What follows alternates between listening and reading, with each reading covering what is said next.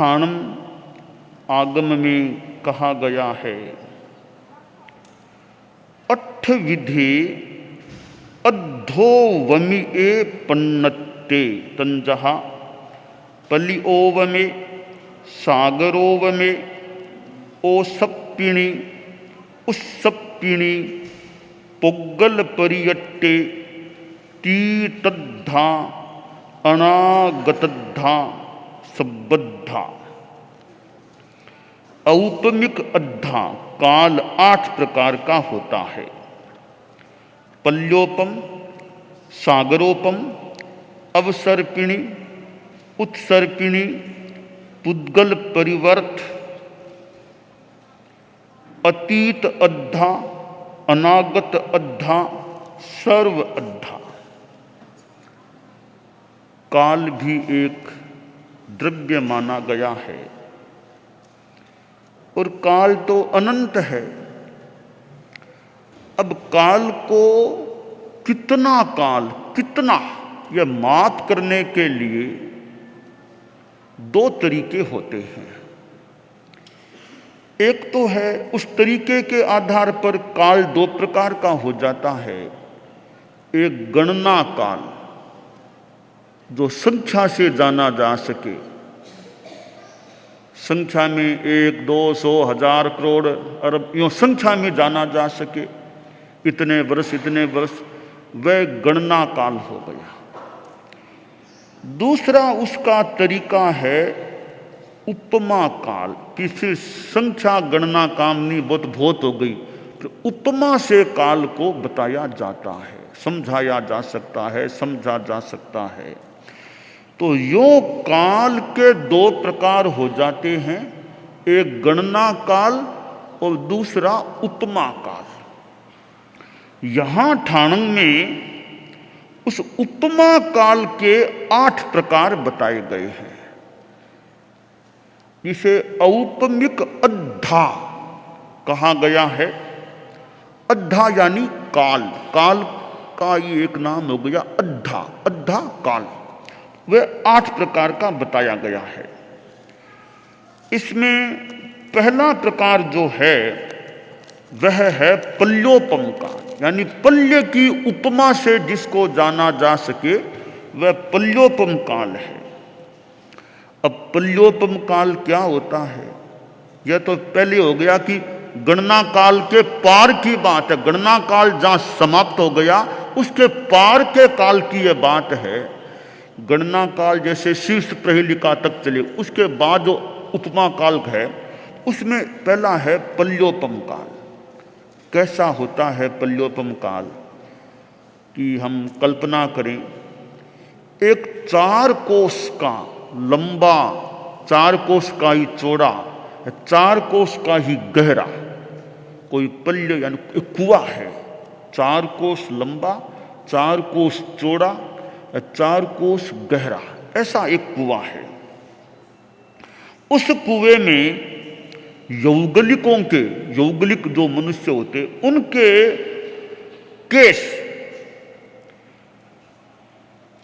उनके केस कितने पतले होते हैं कि भारतीय मनुष्यों के केसों से तो कितने ज्यादा पतले होते हैं। बताया गया कि भारतीय मनुष्यों के केसों के 4096 भाग और इतने पतले उनके केस हैं। उन केसों के असंख्य खंड, छोटे छोटे असंख्य खंड करके उस कुएं को, वो कुआं 4 कोस वाला, दबा उस कुएं को भर दो। इतने छोटे छोटे खंडों से उसको भर दिया गया है। अब 100 वर्षों से एक खंड को निकालिए, 100 वर्षों से एक खंड को निकालिए। इतना लंबा चौड़ा कुआं, अब वो कुआं कब खाली होगा? ऐसे निकालते निकालते 100 वर्षों से एक खंड निकालते जब वो कुआं पूरा खाली हो जाएगा वह होगा एक पल्योपम काल। एक पल्योपम वो होगा, यानी कितना लंबा काल है। यह उपमा से, यह ऐसा नहीं कि 1000 करोड़, इनसे आगे की बात हो गई। तो औपमिक काल में पहला प्रकार है यह पल्योपम। वो 4 कोस लंबा चौड़ा गहरा कुआं, यौगलिक मनुष्यों के काल के केस असंख्य टुकड़े खंड करके भरो, 100 वर्षों से एक एक खंड योन, हर 100 वर्ष से एक खंड निकालो। जब वो फिर कुआं खाली होगा उतना काल एक पल्योपम का हो गया। दूसरा प्रकार है उसका सागरोपम। यह सागर के समान, सागर जैसा विशाल कालमान। वो क्या होता है कि जो अभी यह पल्योपम बताया गया है, एक पल्योपम ऐसे 10 कोड़ा कोड़ पल्योपम का एक सागरोपम है। 10 कोड़ा कोड़ पल्योपम का। अब कोड़ा कोड़ क्या होता है? 1 करोड़ को 1 करोड़ से गुणा करो तो 1 कोड़ा कोड़, 1 करोड़ को 1 करोड़ से गुणा करो तो 1 कोड़ा कोड़। ऐसे 10 कोड़ा कोड़ हो, 10 कोड़ा कोड़ उन पल्योपम का एक सागरोपम होता है। यह दूसरा प्रकार है। तीसरा प्रकार है उपमा काल का कि अवसर्पिणी काल। अवसर्पिणी काल कितना होता है कि जो सागरोपम बताया है 10 से अब फिर 10 कोड़ा कोड़ सागरोपम का एक अवसर्पिणी काल, और इसी तरह 10 कोड़ा कोड़ सागरोपम। चौथा प्रकार है उत्सर्पिणी काल। 10 कोड़ा कोड़ सागरोपम का ही एक उत्सर्पिणी काल। दोनों बराबर हैं, ये दोनों बराबर होते हैं। इन दोनों को मिलाओ तो 20 कोड़ा कोड़ सागरोपम का एक काल चक्र हो जाता है। अब पांचवा प्रकार है औपमिक अद्धा का पुद्गल परिवर्त। तो पुद्गल परिवर्त क्या है कि अनंत काल चक्रों का, यहां ग्रंथ पुस्तक में बताया गया है, अनंत काल चक्रों का एक पुद्गल परिवर्त होता है। पल्योपम, सागरोपम, अवसर्पिणी, उत्सर्पिणी, फिर यह पुद्गल परिवर्त अनंत काल चक्रों का बताया गया है। अब 5 प्रकार हो गए। पुद्गल परिवर्त की जो बात है उसके भी प्रकार बताए गए हैं कि पुद्गल परिवर्त की व्याख्या में कहा गया है कि जितने समय में कोई जीव समस्त लोकाकाश के पुद्गलों का स्पर्श करता है उसे पुद्गल परिवर्त कहते हैं। और इसके 7 भेद किए गए हैं। पहला है औदारिक पुद्गल परावर्तन या परिवर्त, कि औदारिक वर्गणा के पुद्गल, औदारिक शरीर के योग्य समस्त पुद्गलों का औदारिक शरीर के रूप में ग्रहण, परिणमन और उत्सर्ग करने में जितना समय लगता है उसे औदारिक पुद्गल परिवर्तन या परावर्तन कहते हैं। परावर्तन। इसी प्रकार फिर वैक्रिय वर्गणा के पुद्गलों को वैक्रिय शरीर के रूप में यूं काम लिया जाए, यूं ग्रहण, परिणमन, उत्सर्ग किया जाए, वो वैक्रिय पुद्गल परावर्तन। ऐसे ही तेजस पुद्गल परावर्तन, कार्मण पुद्गल परावर्तन, मनः पुद्गल परावर्तन, वचन पुद्गल परावर्तन, प्राणापान पुद्गल परावर्तन। यूं 7 प्रकार होते हैं। आहारक का नहीं होता है, 7 होते हैं। ऐसे वर्गणाएं 8 है, एक को छोड़ दिया गया आहारक वाला, क्यों आहारक तो बहुत ऐसे ही कम कोई कोई के काम पड़ता है। तो यह पुद्गल परिवर्त हो गया। ये 6वां प्रकार है अतीत अद्धा। अब अतीत काल जितना बीता, अनंत अनंत अनंत, सारा का सारा वो अतीत, कोई उसकी संख्या नहीं। 7वां अनागत अद्धा, भविष्य में जितना काल आएगा वो सारा अनागत अद्धा। और 8वां प्रकार है सर्व अद्धा, अतीत, वर्तमान, अनागत, सारे काल को हम मिला लें वो सबसे बड़ा कालमान हो गया, सबद्धा, सर्व अद्धा हो जाता है। तो यूं ये औपमिक काल के 8 प्रकार यहां ठाणंग के 8वें स्थान में बताए गए हैं। तो काल एक ऐसा तत्व है जो समय के रूप में प्राकृतिक रूप में हमें प्राप्त होता है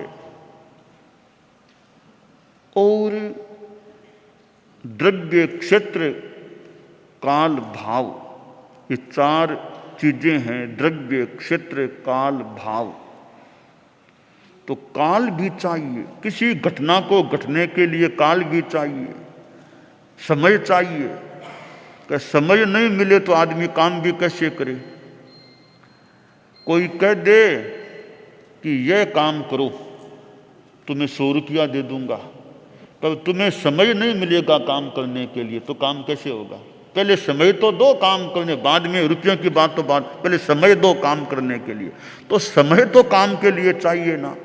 अब देखिए, हम लोग सोचें इस समय की व्यवस्था किसके कैसे चलती है। समय तो रोज मान लो 24 घंटे मिलते हैं।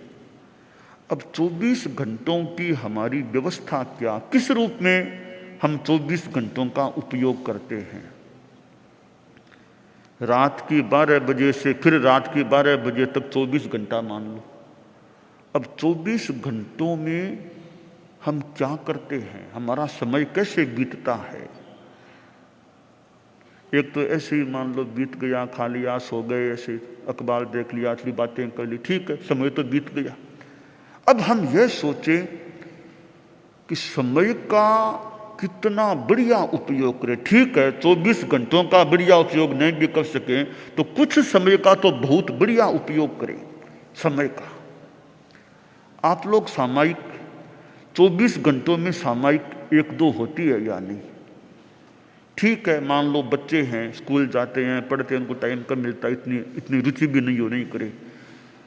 आगे उम्र आ गई है, 50 पार हैं, 60 पार हैं, 70 पार हैं, तो सामायिक में 24 घंटों में समय लगता है या नहीं। कि एक भी सामायिक रोज होती है तो ठीक है, कम से कम इतना काम तो हुआ कि रोज एक सामायिक होती है। शनिवार को तो किशोरों को क्या, भी शनिवार है तो शाम को 7 से 8 के बीच, भले परिवार के लोग साथ बैठकर कर लें, धर्म स्थान में कर लें, तेरा पंथ भवन में, जहाँ भी अनुकूलता हो। तो शनिवार को तो भी छोटे किशोर जैसे बच्चे हैं जो समझते हैं सामायिक को, वो भी सामायिक करें। 10 वर्ष के, 11 वर्ष के, 12 बच्चे हैं तो वो भी सामायिक करें। तो ये पारिवारिक एक समूह रूप में भी हो सकती है, व्यक्तिगत रूप में भी हो सकती है। तो धार्मिक साधना में समय बीतता है या नहीं। तो सामायिक इतनी बढ़िया चीज है कि एकदम सावध्य योग का 2 कर्ण 3 योग से जितना जैसे करे वो विधि से त्याग हो गया और अपने धर्म की साधना में लग गए। संसार के काम चलते हैं, उनमें धर्म का काम। कहीं कहीं तो क्या शादी है, शनिवार को शादी है, शादी शनिवार को आ गई, तो ठीक है, शादी तो 9 बजे है ना, शादी 9 बजे है, अभी आप लोग आ गए है ना, अभी 7 से 8 के बीच में सामायिक करें, फिर शादी की बात बाद में हो जैसी होगी। तो शादी के दिन भी 7 से 8 के बीच टाइम है, अभी तो सामायिक कर लो। यानी सामायिक का अपना महत्व है। तो समय का हम बढ़िया उपयोग करें। संस्कृत में एक सूक्त है, मां वृथा समया कृथः, मां वृथा समया कृथः। समय को बेकार मत जाने दो, समय का उपयोग करो। कैसे उपयोग करें। कंजूस आदमी जैसे पैसे का उपयोग करता है। कंजूस आदमी होता है ना, वो पैसा बहुत मुश्किल से निकालता है, थोड़ा मुश्किल से हाथ इकट्ठा रखता है पैसा देने में भी, किसको दूं न दूं, थोड़ा कंजूस आदमी है। तो समय को खर्चने में आदमी कंजूस की तरह सोचे, रे यह समय किस काम में लगाऊं, और बढ़िया काम हो तो उसमें समय लगा दूं। तो कंजूस की तरह समय को बढ़िया बढ़िया काम में लगाए तो वो समय का बहुत अच्छा यूं उपयोग हो सकता है। आदमी सोचे मैं तो बड़ा व्यस्त हूँ, सामायिक कब करूँ, क्या करूँ, बड़ा व्यस्त हूँ। ठीक है, व्यस्त आदमी हो सकता है, तो प्रयास करे कोई समय की व्यवस्था बैठ जाए तो कि सामायिक एक सप्ताह में एक तो हो जाए, ऐसा तो प्रयास करूं। और रुचि नहीं है तो फिर आदमी कहे नहीं बहुत व्यस्त हूं, वो बहाना कभी बना लिए, बहुत काम है बहुत काम है। मूल रुचि नहीं है या उसका अंकन नहीं है, तब आदमी ऐसा करता है। तो हम धार्मिक साधना का अंकन करें कि भी साथ में क्या चलेगा। आपके पास रुपये हैं, पैसे हैं, बहुत बड़े धनवान हैं, धन आपके साथ में जाएगा क्या? धन तो साथ नहीं जाएगा, पर धर्म, उसका फल, उसका प्रभाव वो साथ में जा पाएगा। तो साथ में जाएगा उसके बारे में भी सोचिए ना। तो साथ में नहीं जाएगा उसके बारे में आप मान लो आवश्यक है, सोचते हैं, मान लो एक बात है। साथ में नहीं जाएगा उसके लिए इतना सोचा जा रहा है, तो साथ में जाएगा उसके लिए फिर क्यों नहीं सोचे? उसके लिए भी तो सोचे। तो साथ में जो जाएगा उस पर भी ध्यान दें, वो कितना मेरे पास संचित हो। रुपये आपने करोड़ों इकट्ठा कर लिए, वो तो यहीं रहने वाले हैं। पर धर्म की यानी सामायिक है, धर्म की साधना वो कितनी इकट्ठी की है, वो देखिए, वो साथ में जाने वाली है। तो ध्रुव और यानी कुछ समय की और साथ में जाने वाली, तो साथ में चलने वाला है, उस पर हमें गहराई से अच्छा ध्यान देना चाहिए, उसका संचय करना चाहिए। संस्कृत में श्लोक है, अध्रुवाणि शरीराणि विभवो नैव शाश्वतः नित्यम सन्निहितो मृत्युः कर्तव्यो धर्म संचय है। कि शरीर अध्रुव हैं, शाश्वत नहीं है। यह स्थूल शरीर है, अध्रुव है। विभवो नैव शाश्वत है, जो वैभव है वो भी शाश्वत नहीं है। और मृत्यु निकट आ रही है। जब जन्मे थे या गर्भ में आए तब से मान लो निकट वो मृत्यु हमारी ओर आना उसने शुरू कर दिया, वो आ रही है। तो निकट से निकट होती जा रही है। तो करें क्या? एक अंतिम चरण में बता दिया गया, कर्तव्यो धर्म संचय है, कि धर्म का संचय करो। फिर चिंता नहीं, धर्म का संचय है। मौत आएगी तो आ जाएगी, मौत को तो आना ही है कभी न कभी, तो अपना संचय पास में रखो। टिफिन, आप लोग कोई यात्रा में जाए, थोड़ा भी साथ में कुछ ले लो, टिफिन वगैरह। टिफिन साथ में है, आगे रास्ते में कोई ढाबा नहीं है, कोई भोजनालय नहीं है, अपना टिफिन साथ में है, जहां भूख लगी आराम से खाना खा सकते हैं, पानी पी सकते हैं। पर जहां जंगल का रास्ता है, बीच में कोई व्यवस्था नहीं है, न पानी की है न भोजन की है, साथ में कुछ नहीं है, तो रास्ते में क्या खाएंगे, क्या पिएंगे? अपना पाथेय साथ में है, वो टिफिन पास में है, तो वो आगे काम आ सकेगा। जैसे बच्चे स्कूल जाते ना, तो वो साथ में कटोरदान टिफिन कुछ ले जाते। वो दोपहर की छुट्टी होती तब अपना वो कलेवा कुछ कर लेते। आजकल तो खैर व्यवस्थाएं नहीं हो गई होगी, मिड डे मील आदि आदि आज तो स्कूल में मिल जाते होंगे। पहले वो बच्चे अपने घर से ले जाते, कोई कटोरदान में कुछ चीज़ें ले जाते, वो माँ बना के डाल देती, स्कूल साथ में ले जाता बच्चा। बीच की जो रिसेस छुट्टी होती तब अपना वो कलेवा नाश्ता कर लेता। तो वो पास में है तो हो जाए, पास में कुछ नहीं है तो क्या खाएगा? तो एक जीवन के बाद आगे जाना है, तो आगे के लिए यहाँ से कुछ साथ में है तो काम आ सकेगा, वरना फिर कठिनाई पैदा हो सकती है। तो पाथेय, सपाथेय, अपाथेय, जो जीव सपाथेय या धर्म का पाथेय साथ में ले जाता है तो आगे दिक्कत न भी आए। अपाथेय, साथ में कुछ नहीं लिया है तो आगे फिर क्या खाएगा? पिछली पुण्याई है ना। आज मान लो आपके ठाठ बात ठीक है, गाड़ी है, कार है, मकान है, सब अच्छी अनुकूलताएं हैं। हो सकता है कोई पिछली पुण्याई है वो भोग में आ रही है, वो क्षय को प्राप्त हो रही है। तो पिछली पुण्याई तो खाई जा रही है, भोगी जा रही है, आगे के लिए कुछ है नहीं तो हालांकि पुण्य की कोई आकांक्षा लालसा न करें, पर धर्म की तो करें ना। आत्मा शुद्ध रहे वो तो ध्यान दें। आत्मा शुद्ध रहेगी तो सुख भी मिल सकेगा। तो हम जो काल हमें मिलता है, टाइम मिलता है, वो किस काम आ रहा है, किस उपयोग में आ रहा है। चतुर्मास होता है और उसमें साधु साधियाँ चारित्रात्माएं हैं, श्रावक लोग हैं, तो उनके चतुर्मास का लाभ कितना उठाया जा रहा है। चतुर्मास है तो है, कोई पता ही नहीं, कोई कभी गए तो गए, नहीं गए तो भी। चतुर्मास का तो आपको क्या लाभ मिला।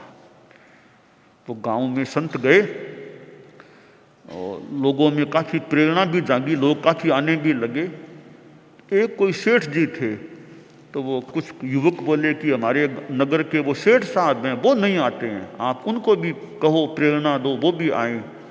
कहा देखते हैं कभी मौका मिलेगा। तो एक दिन वो संत गोचरी जा रहे थे, तो रास्ते में वो युवक साथ में थे, बोले वो यही मकान है सेठ साहब का, आप इनको भी कुछ चलो प्रेरणा दो। तो संत अंदर चले गए। सेठ साहब बैठे थे। कहा सेठ साहब कैसे? हमारा ठीक है कि, और हमारा चतुर्मास हो रहा है ना, कभी आए तो नहीं। आज क्या हूँ, बहुत व्यस्त रहता हूँ, बहुत व्यस्त हूँ, काम धंधा व्यापार दुकान और ऑफिस, टाइम नहीं मिलता है। कि देखो सेठ साहब चौमासा है, कुछ समय एक बार भी व्याख्यान सुन लिया करो दिन में, तो देखूंगा, बड़ा व्यस्त जीवन है। यूं करते करते चतुर्मास के बीच में ही सेठ साहब का देहांत हो गया। खैर मैं अगली बात में नहीं जाना चाहूंगा, पर सारांश यह कि भाई टाइम की बात ऐसी है कि ठीक है आदमी व्यस्त तो हो सकता है, तो जितना संभव हो कुछ एडजस्टमेंट बिठा सके। कुछ समय और काम के लिए समय निकालता हूं, थोड़ा साधना के लिए भी निकालूं, धर्म के लिए, शरीर के लिए निकालता हूं, कुछ आत्मा के लिए भी निकालूं। तो यह समय निकालने का प्रयास करना चाहिए। सवेरे एक सामायिक हो जाए, सवेरे सवेरे सूर्योदय से पहले पहले हो जाए, बहुत बढ़िया। अपना दिनचर्या में शुरू में एक अच्छी, शुरू के काल में सूर्योदय से पहले पहले सामायिक हो जाए, बहुत बढ़िया है। मानो कि अमृत है वो, तो एकदम सुबह सुबह सामायिक हो गई, बस अच्छा उठे हुए हैं, दिमाग अच्छा ठीक, अब सामायिक हो गई। तो सुबह सुबह सामायिक, वो नहीं तो माला जप कर लो, कुछ कर लो। तो सुबह सुबह दिनचर्या के प्रारंभ के आसपास कुछ धार्मिक साधना हो जाए, वो बहुत अच्छी रह सकती। वो तो कभी करो अच्छा ही है, सुबह सुबह हो जाए, सुबह का समय बढ़िया है। एक अलग प्रकार का वहाँ श्राव हो सकता है उस समय। तो उस समय वो जिसे ब्रह्म मुहूर्त बोल दें, अमृत वेला बोल दें, जो भी, ऐसे समय में कुछ धर्म की साधना में समय लग जाए, सूर्योदय से पहले पहले। वो कब होगा कि निद्रा त्याग पहले होगा, तब होगा ना। उठेंगे सूर्योदय के बाद में, तो फिर वो काम कैसे होगा। तो निद्रा त्याग पहले पहले हो जाए। कई बार लोग 4 बजे के आसपास यहाँ तैयार है, मैं सुबह उठता हूँ तो लोग कई तैयार रहते हैं, सामायिक यहाँ लोग आए हुए, तो बहुत अच्छी बात है कि 4 बजे के समय अपने सामायिक आदि साधना के लिए तैयार हैं, बहुत बढ़िया बात है। तो ऐसे समय निकाल ले, सुबह सूर्योदय से पहले पहले एक सामायिक हो जाए तो बहुत बढ़िया। तो खैर जिसके जैसी अनुकूलता बैठे, साधना में कुछ समय लगे, ऐसा प्रयास रहना चाहिए। और समय का बड़ा महत्व है। अब मजबूरी में तो समय निकालना ही पड़ता है। अब लॉकडाउन हो गया, अब कहाँ दुकान कहाँ ऑफिस बंद हो गई ना, समय मिला कि नहीं मिला, तो मजबूरी में तो निकालना ही निकलता है समय। तो मजबूरी में क्यों, थोड़ा स्वावस्था में समय निकालें तो बड़ी बात है। डॉक्टर ने कह दिया कि बेड रेस्ट करो, बस अब क्या करेगा, अब दुकान भी नहीं जाएगा, न ऑफिस, घर में रहना पड़ेगा ना। तो खैर ऐसा मौका तो क्यों आए किसी के जीवन में कि ऐसा रेस्ट करना पड़े। बेड रेस्ट नहीं, गुड रेस्ट करो, गुड रेस्ट।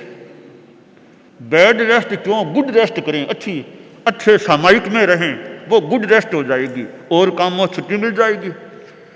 सोया रहना पड़े, BED बेड, BAD बेड, तो BED बैड रेस्ट नहीं, GOOD गुड, गुड रेस्ट करें और कामों को छोड़ के संसार के कामों को सामायिक में बैठ जाएं, वो सांसारिक कामों से विश्राम मिल जाएगा, वो गुड रेस्ट हो जाएगी।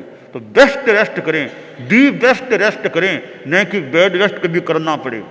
तो वो तो मजबूरी में डॉक्टर कह दे तो करना पड़ता है बेड रेस्ट, पर किसी को बेड रेस्ट क्यों करना पड़े, BED बेड रेस्ट न करना पड़े शारीरिक कारण से, बस गुड रेस्ट और बेस्ट रेस्ट करें। बेस्ट रेस्ट वो धर्म की साधना करें तो बेस्ट रेस्ट हो जाएगा सांसारिक कामों से। तो खैर हम समय का बढ़िया उपयोग करें, यह काम्य है। दानान शिठं अभय पयाणम सच्चे सुया अनवज्जं वयंती तवे सुया उत्तम बंभचेरम लोगुत्तमे समणेनाय पुत्ते।